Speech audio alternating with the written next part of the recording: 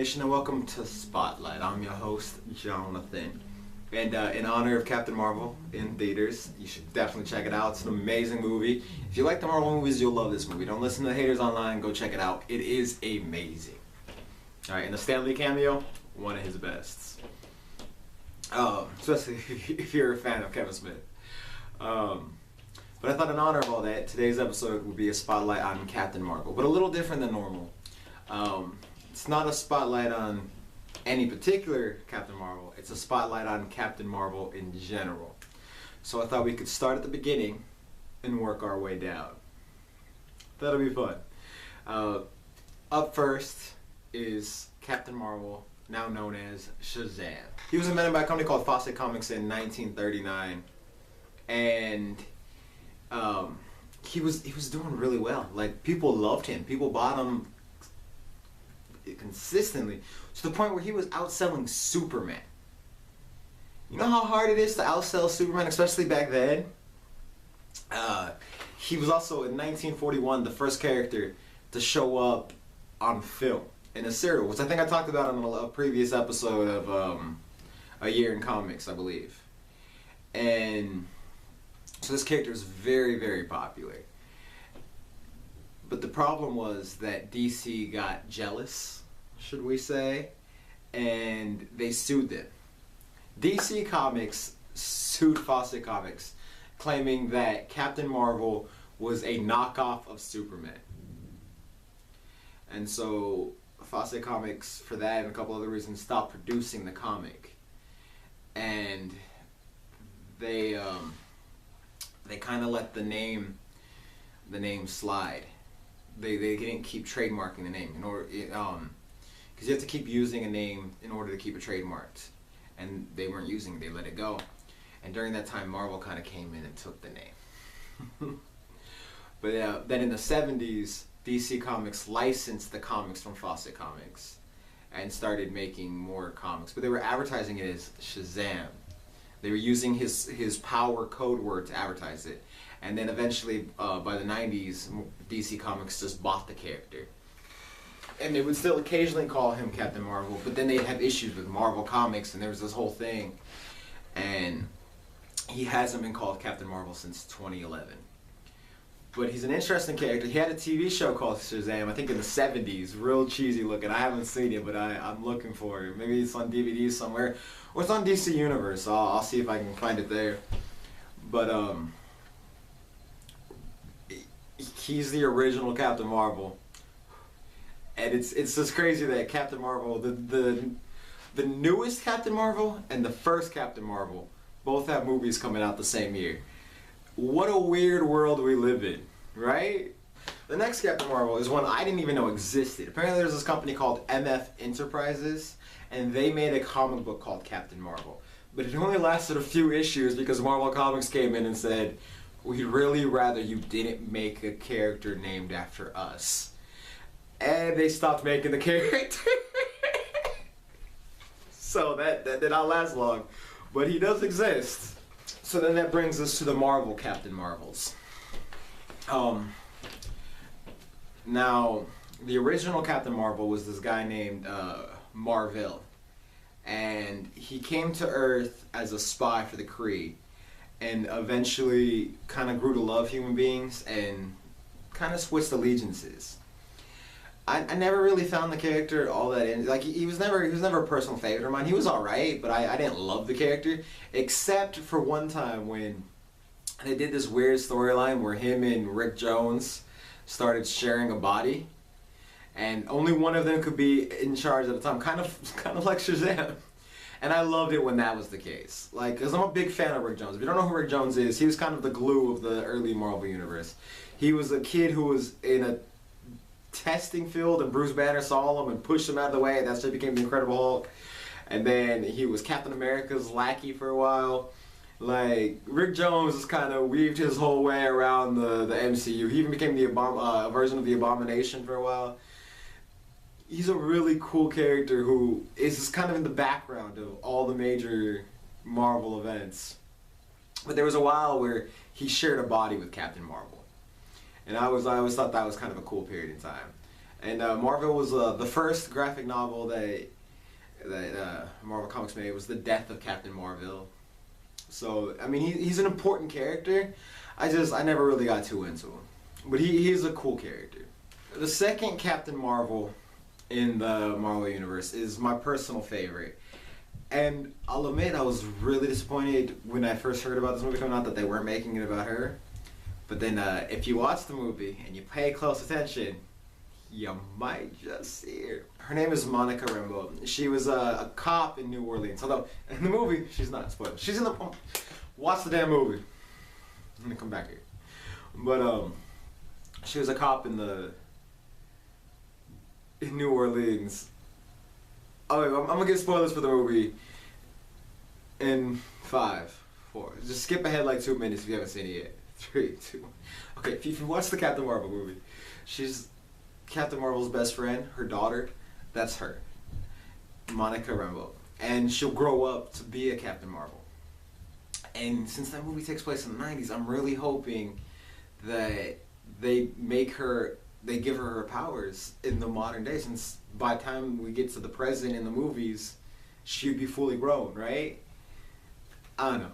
I always like the character. Let's go back to non-spoilers. 3, 2, go. Hey, welcome back if you haven't seen the movie. Alright.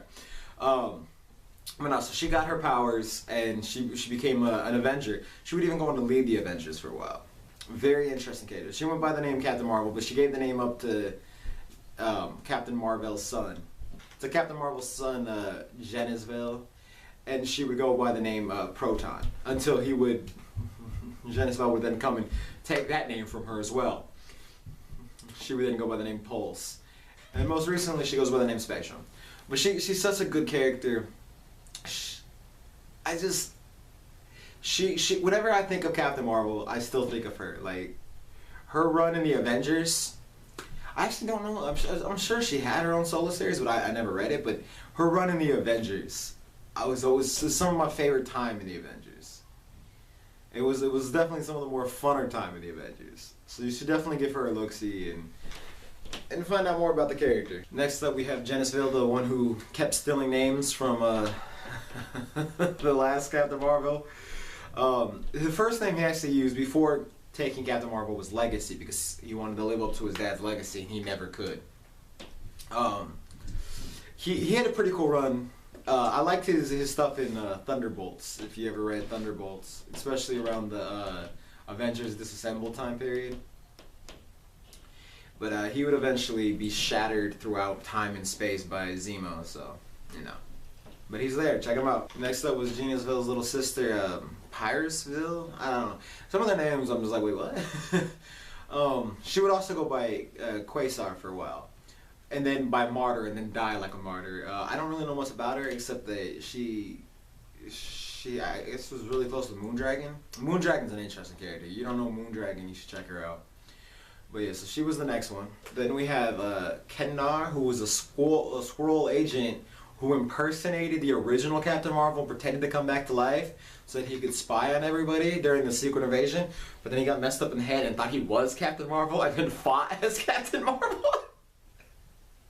Which is, to me, so genius. Like, he got so into his undercover role that he thought he was that person. And he would go on to die, though. But it's just interesting. Then we have Mar-vell, who was... He joined up with the Dark Avengers until he figured out the Dark Avengers were supervillains pretending to be heroes, and he would leave the team and change his name to the Protector. Which of course brings us to number 7, and the star of the movie, Carol Danvers.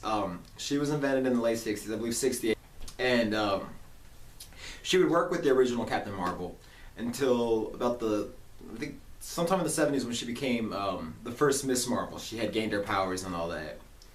And she's been Miss Marvel. She was Miss Marvel for a long time, and but she would also take on other names like Binary and Warbird. When she was Warbird, that's my favorite version of her. I just thought the costume was cool, and she was, I feel, the most likable at that period of time. Although I have to be honest, as an X-Men fan, and then as my X-Men fan, my favorite storyline of her was when Rogue took off her glove and stole her powers. Put her in a coma for a long time.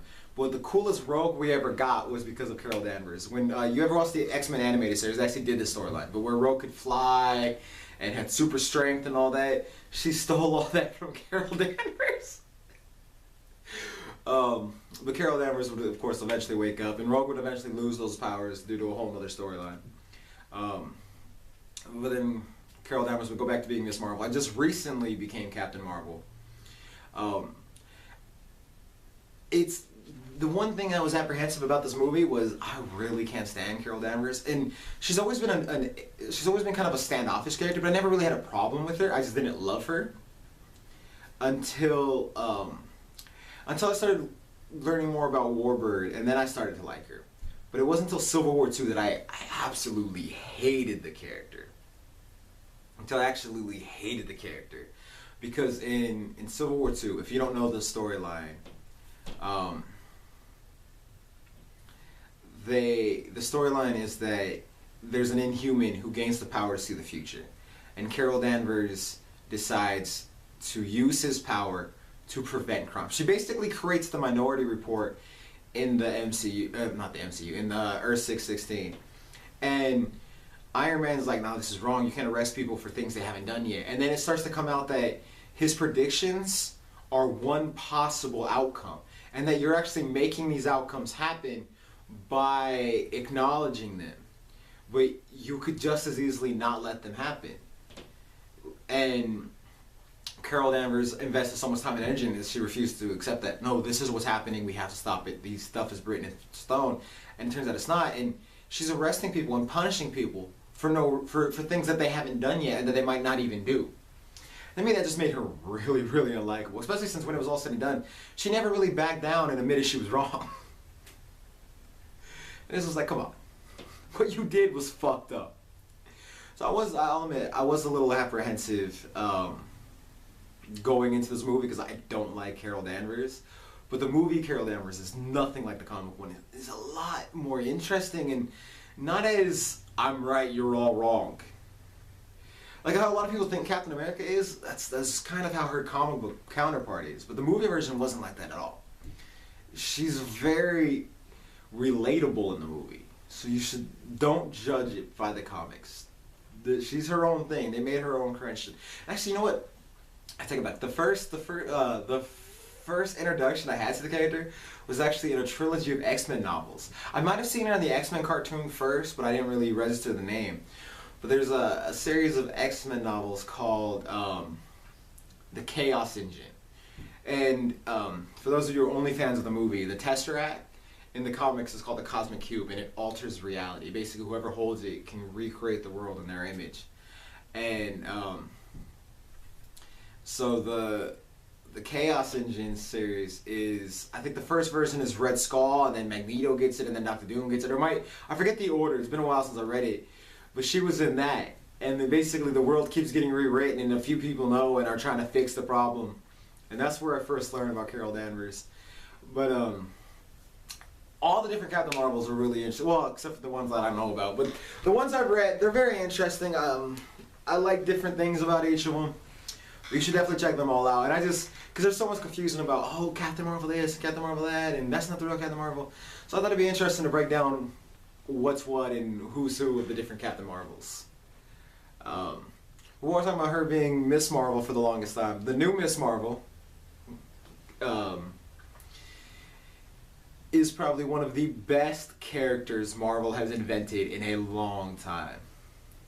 Like, I like Miles. I do. I like Miles. It's Miles and the new Nova. What's his name? Richard Rider?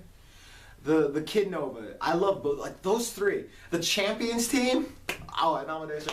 Look, the Avengers are awesome. You should check out Champions. Like, everybody in that book. I haven't read the last. I'm a little behind on it, but the last couple of issues I read, everyone in that book is so amazing. Should definitely check them out. But I love the new Miss Marvel. She's my favorite out of all of them. Followed closely by the new Nova and Miles. They're pretty awesome too. Should definitely check that out though. Marvel's doing some pretty cool stuff in books and in film. But You can check us, but until next time, you can check us out. Everything we do on BlueRiverProductions.com. You can follow us on Twitter at the Uncanny Fans. Follow me personally at GUTHEINZ. It's at good. That's my name. And until next time, this is Spotlight. I'm Jonathan. Give us legends.